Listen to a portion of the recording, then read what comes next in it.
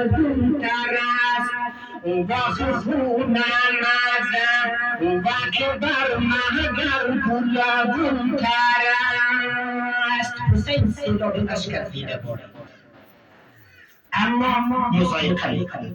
دفعه دیگر قاسم روح طرف نجف میکنند، یک شکایت بزرگش علی میکنند جدو جان علی تو ببین یتیمی چقدر سخت است که یتیم در نزد منصبین و خویشان و فامیل هم ارزش ندارد، اهمیت ندارد، کسی شایستگی و مکانت شهادت برایش قائل نمیشه.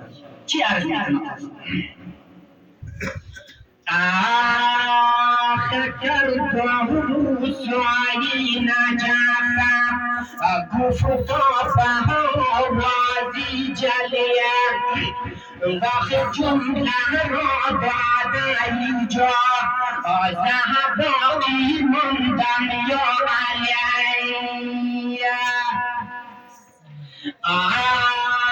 در گمان من یتیمم کم و قدر باشد نزدی خویش آخ جمله را داده اینجا ذهباقی ماندم قلبی ریش. به هر قسمی که میشه قاسم اجازه میدان بین این اجازه گرفتم